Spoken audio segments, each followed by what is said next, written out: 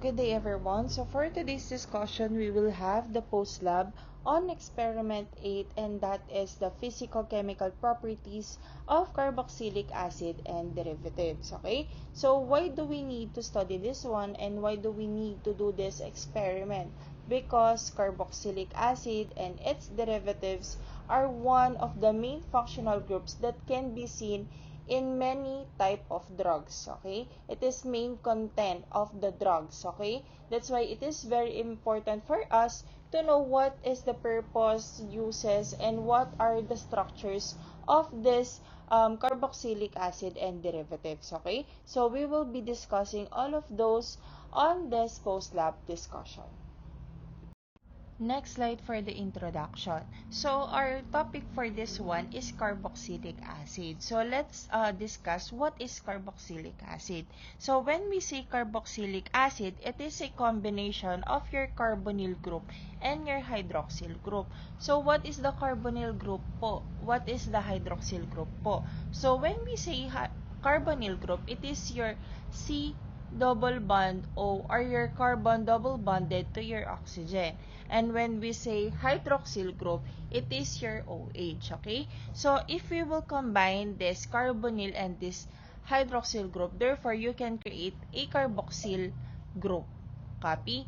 So when we say carboxyl group, if you combine this carbonyl and hydroxyl group, therefore the properties of the two will also be combined. Okay? So in terms of the naming, what you have to do is get the longest carbon chain from the carboxyl group and then just remove the letter E. So let's give a specific example for you to be able to imagine it, or for you to be able to understand it more easier. For example, we have the methane. So methane is an example of an alkane ending with letter E. So as mentioned a while ago, that you have to remove the letter E from the last name, okay? And change it with the oic acid, okay? For it to be a carboxylic acid, okay? So, if you have methane as a compound and change it to be a carboxylic acid, therefore it will be methanoic acid. And methanoic acid has another name, or also termed as the formic acid. Copy? Another example, we have CH3, or also known as ethane. Once you change this ethane to a carboxylic acid, therefore it will be ethanoic acid. And the other term for ethanoic acid is acetic acid. Copy? Next slide, we have the different examples of carboxylic acid. Okay, so on this slide, we have the formula, the sources, the common name, and the IUPAC name. Okay, so for the first one, we have the formic acid. So it comes from the Latin term formica, wherein formic acid comes from this Latin term. Okay, for the vinegar naman, it comes from the Latin acetum, which contains acetic acid, having a 4 to 5% of acetic acid. And for the third one naman, the butter, it comes from the Latin butyrum, okay, which means bad smell because of the butyric acid. Next one naman, for the goats, we have the caper, because many acid named from the goats such as caproic and caprylic or capric, okay? And next, we have the pelargonium. It is a plant wherein the source of pelargonic acid. Okay? That's why tinerm siya as pelargonium, kasi yung source niya is pelargonic acid. Okay? So, kindly take note all of those Latin names na lang. Okay? And also the common names, sources, and IUPAC names of each samples of carboxylic acid.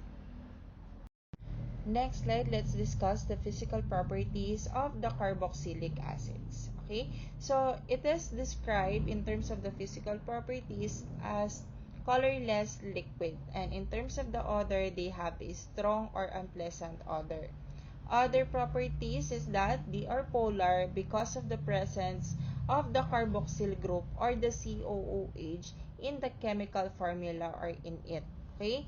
And also for the hydrogen bonding naman, they can bond to each other wherein that increases the stability because of its capability to bond with each other.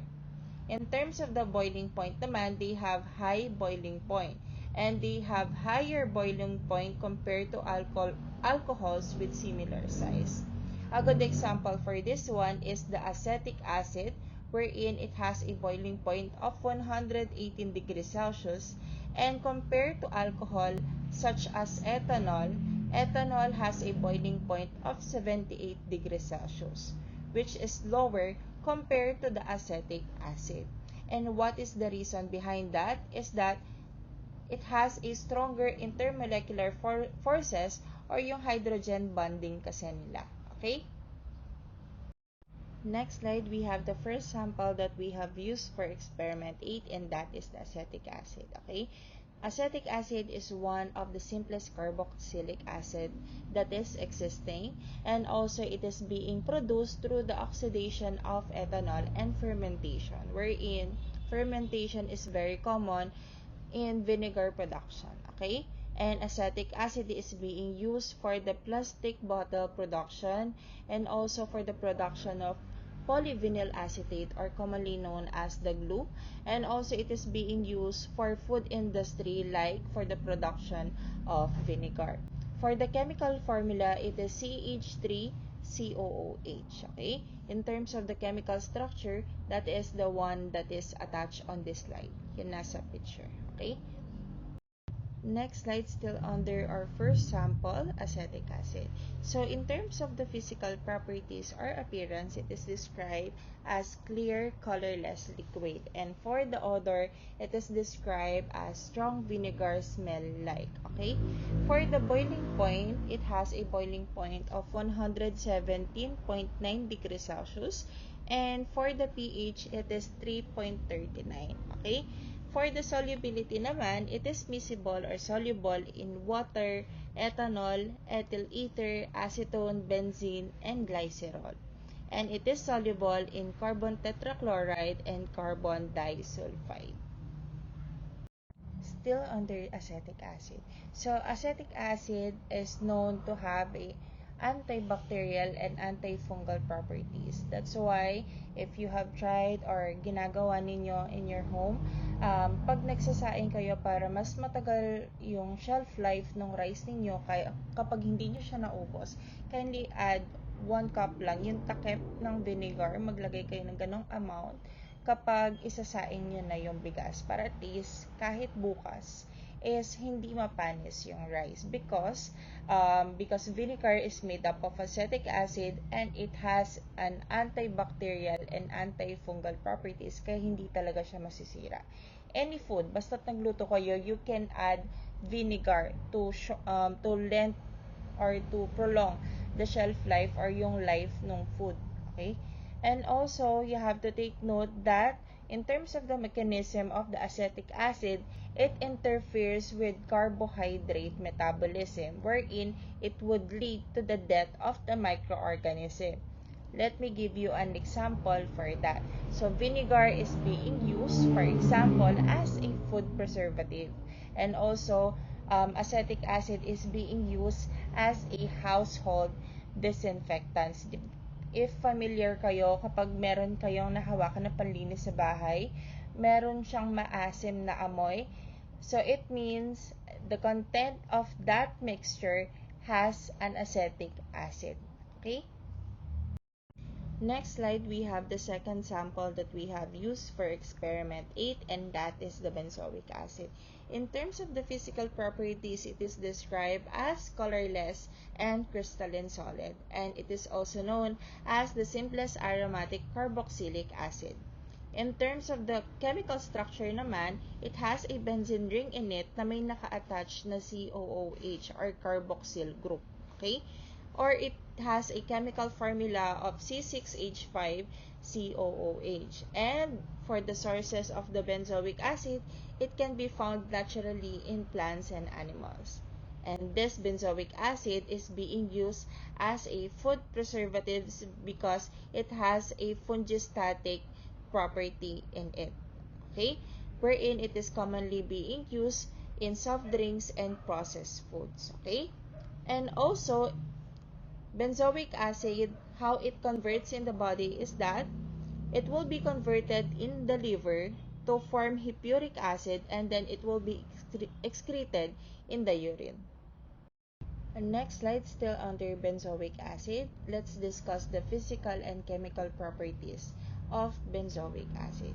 So, in terms of the physical properties, it is described as white crystalline solid in colorless color, and it has a faint pleasant odor, and in terms of the taste, it is bitter taste, and in terms of the boiling point, it is 249.2 degrees Celsius. In terms of the solubility naman, it is soluble or miscible in alcohol, chloroform, ether, acetone, oil of turpentine, volatile oil, and fixed oil.